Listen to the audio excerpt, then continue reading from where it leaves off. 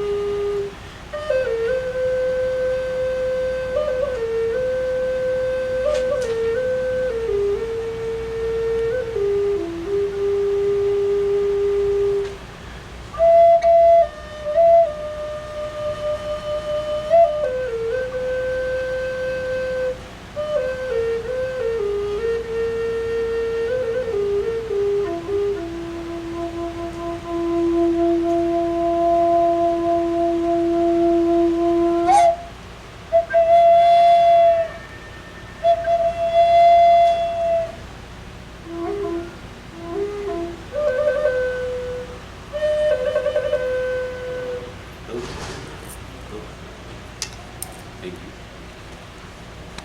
All right. Hi, everybody. My name is Julie DeFilippi, and I'm with SCARE. I am the youth coordinator for the 2B program, and we welcome you to the 4th training of the Summertime Gathering. We're going to do storytelling today. The title of this training is Family Threads. And so, like I said, I'm Julie DeFilippi. I'm part Aleut and Italian, and welcome. Thanks, Amit. Good morning. How are you doing? Good afternoon. Good evening. Whenever you see this. I'm Steve Garcia. On the Ishtal, it's Kapisapa. I am the Black Star-Eyed Eagle. Eagle's black, eyes a star.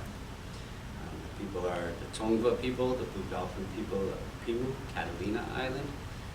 We are the people of the water.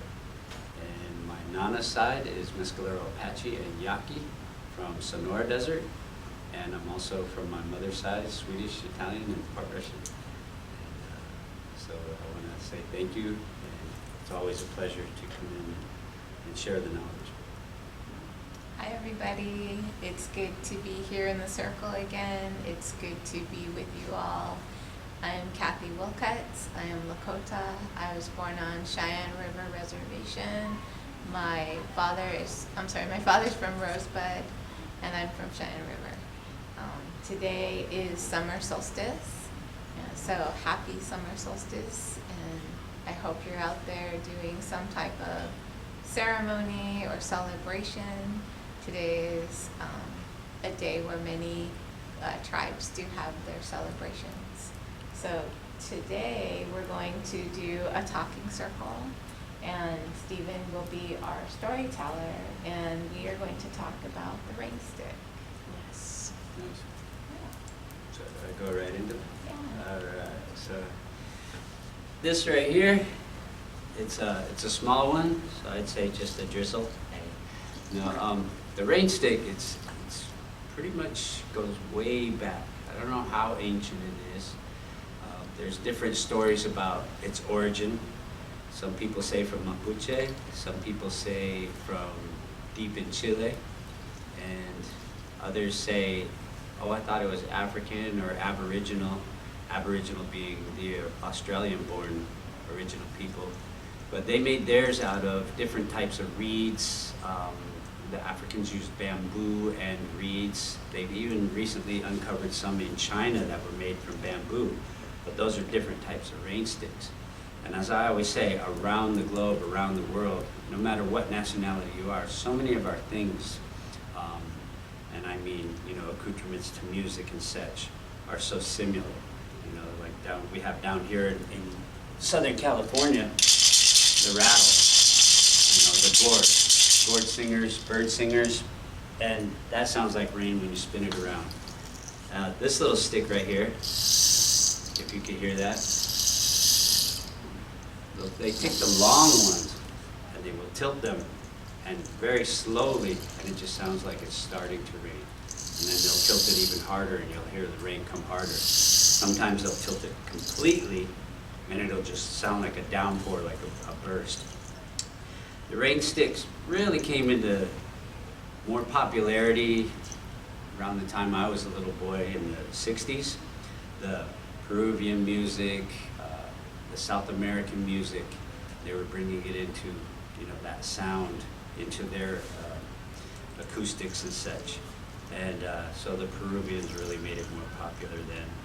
And if you ever listen to some of the old movies, the rain sounds, they were actually using rain sticks because they needed the sound of rain and they couldn't tape into storms that loud. And yeah, we use them as a instrument to help bring in when you're praying for rain, because especially like right now it's so part of what we're going through with the drought and such, that the people are praying everywhere for rain. In the deep south here, in the deserts, I know we used to make them. And the way they're made is, if you look at this is a cactus stalk. Well, they take it while it's green and they cut the thorns off, and where they know the thorns are at, they turn it around and they push them back in and they pressure them in there. And then that way the tines are sticking in and they fill them with small pebbles. The rounder pebbles are more preferred because they don't break or cut the tines. And so when you tilt it, that's what gives it that sound. Because of the wood is so thin and hollow and light, but those tines are what you're hearing with rocks bouncing off of. And so the long ones are really beautiful. And they've become really popular throughout the years. You'll see a lot of them. You can go into a store like a gem store or a Native American store, and you will see these in little bins, baskets with taller ones, longer ones, shorter ones.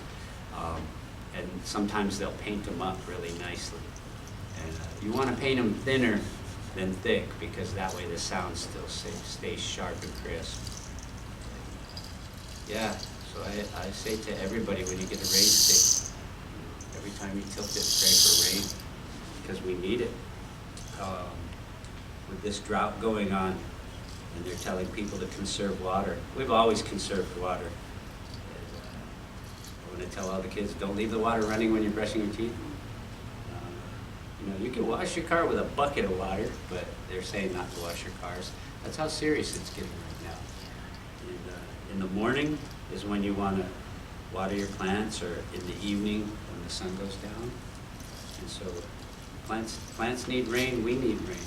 Everybody needs water. I just want to say thank you for letting me share the rain.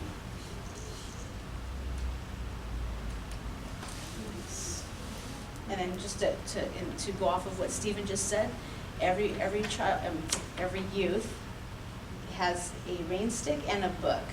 And so the book is just a short stories of just some really fun stories in there. I just started reading a little bit on it. And you can either take the book as a suggestion and you can share it as a family in a circle and just read a little bit and pass it. And then you can take the rain stick as well and pass it. I was told you can even just make up stories. You can start off a story like, oh, the big brown bear is going into the woods, and then the next child you pass the rain stick, and then the next child can continue the story. And it can be, and it probably ends up to be really fun stories, funny stories. I mean, God knows what it's going to end up like in the story when you guys started off. The ending is just is a fun thing to do. So that's just another a suggestion as well for the rain sticks and storybooks. Julie, were we going to give a sample of that? We can start out. We can start passing the rain stick around. We don't have to use the book. Okay. And Stephen, you want to take the rain stick and start the story, All pass right. it toward Kathy, and we can see what we come up with. And we'll just keep going, right? We can keep going Okay. until it ends, and Cool. yeah, let's just see what happens. I like these guys. Oh my gosh. Okay, one day there was a little boy and he was playing with the rain stick, and he saw the mud and he said, "Oh, that looks soothing," because it was such a hot day, and the puddle was drying out because at the times the rain was scarce too. So he saw this puddle and he knew that, hey, I want to go climb into that puddle. So he did, and he started to sink into it, and so he got really muddy. And as he came out, he was trying to shake his rain stick to get the mud off of it. And just then, a group of young girls were walking by. And so as he was coming out of this mud puddle, he was just complete mud, and all you saw was his eyeballs. And he recognized the girls, and he said, "Hey!" So the girls, they saw this mud monster and they screamed and they ran as fast as they could. They heard stories of the mud monster by the river and ran to tell their grandmother. And the grandmother came out. She was ready to go battle this mud monster. So she grabbed her vest, ropes and sticks, and had all the girls smudge and get prepared to battle this mud monster. Oh my goodness. Okay, so they're gathering all their stuff to do the battle. So they all form a circle, and the little mud monster's coming after them. And then there's a little dog running after the mud monster, barking at him. And he just didn't know what this thing was. And so he's running by the little boy's feet, and the little boy's just standing there like, oh my gosh, it's just me, Talo, it's just me. And so the dog's like he knows the voice, but he doesn't know, what is this thing that's covered in mud? So he starts licking the little boy's toes and his feet, and he started giggling. And he's like, oh, stop that, it tickles. And the girls were like, what is going on here? So the grandma's like, wait a minute. I know that giggle. I know that giggle from somewhere. I wonder what's going to happen next. And so the grandma, she looked and she took a flatboard stick that they would use to scrape whenever they would be too hot. They would use to scrape off the sweat. So she grabbed the flatboard stick and she started to scrape all the mud off of this little boy.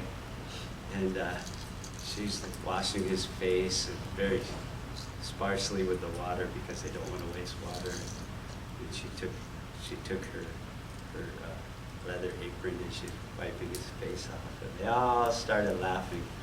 And they said, what were you doing all covered in mud? And he said, I just wanted to go get a little bit of moisture and cool off, but I didn't know it was that deep.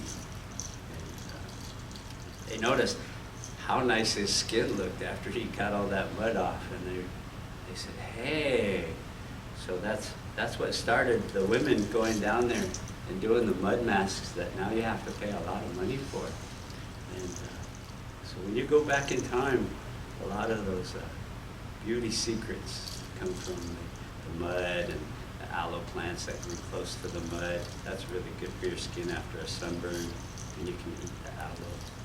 So this little mud boy and his grandma and these girls, they decided we were going to start collecting this mud, putting it in jars and trading it to the other villages for things. And so they traded it for things like, So they traded it for this tribe down the way that had green clay. So they would take all their little jars of mud and go to the village where they had bartering, and they would tell the stories of how beautiful your skin would look as you rubbed this mask off, how healthy your skin looked, and so forth. So as they were collecting all of the jars of mud, they heard a branch break, and the grandmother looked across the river and actually saw a dark creature that had mud all over its body. Wow, a dark creature covered in mud. The branch, so there's this big old boom on the ground, and everybody turned their back, and they're like, what is that? And so the dog, Toggle, he went running over there to go check it out, because he was like, went, ruff, ruff, ruff, ruff, ruff, you know, he's just like, what's going on over here? So they're looking, and there's this big old guy, he was on the ground. I guess he was climbing the tree because he saw this honey, a beehive up there, and he wanted some honey, right? So he was like, I'm gonna climb this tree and get me some honey, because I want to barter and sell this over there too in jars, right? Well, he was too heavy, and that's what broke the branch, and that's who's covered in mud. So he's like, but then, so see, now he's got the mud, he's like, oh, his skin feels so good now, and he's like, he's happy. And they're like, okay, so where's this bartering place at? Take me to it. I'm gonna take some honey in jars, and I'm gonna switch out for the dirt, the mud that you guys were in. So that was kind of cool, it all kind of worked out. So everybody started talking, hanging out, everybody was happy, everybody's trading honey, and the clay, and the mud, and it was just so fun. And then at the end of all that in the day, they collected what they had, and they went to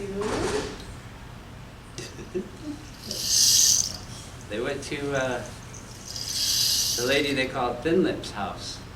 And Thin Lips, see, she had a bad leg, so she couldn't come down to the barter place. So they would always stop by her house on the way home. And so they said, look at all this stuff we have.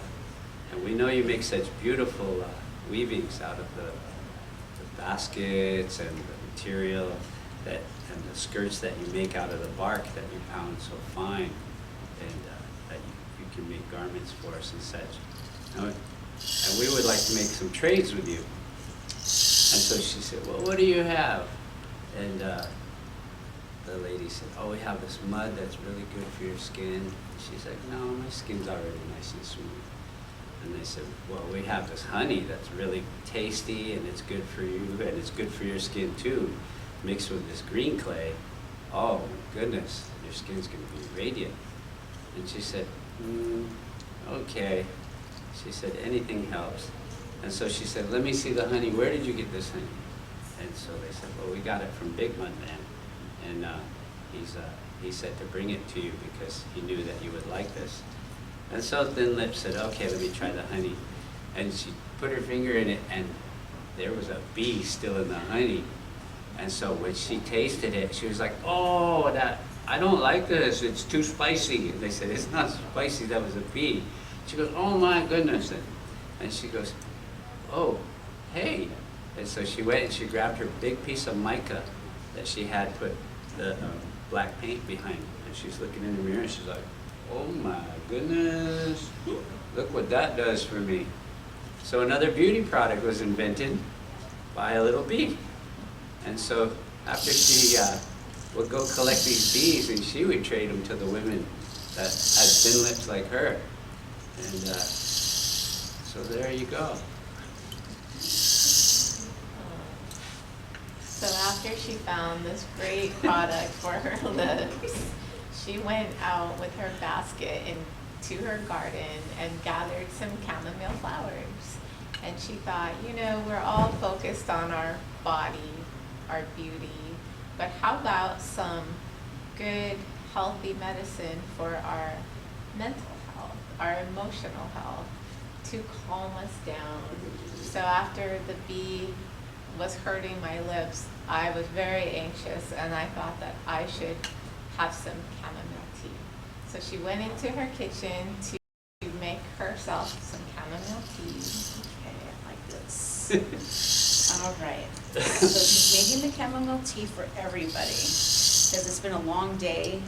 Started out as an adventure with a little mud monster running after all the kids, and then they finally figured out who it was, and then they wanted to barter with the clay and the mud, and then they found the big mud man who fell from the tree getting the honey, and so they're all together in the grandma's backyard waiting for the chamomile tea by the fire, and they're going to tell stories, and that is how they're going to end their night, with the chamomile tea under the stars with the fireflies flying around, all together celebrating their day of adventure. And that's the end. That was fun, and I never did this. I've never done this before. This is fun. So imagine the stories you guys are going to handle. You've got thin lips and a big mud man that fell from the tree getting honey. I mean, come on. These stories, it's fun. This was really fun. I really had a good time. It's fun. So that is, see, that's just one little thing you can do without using the book. And I think this is way better than reading the book, personally. So we hope you enjoy using the rain stick.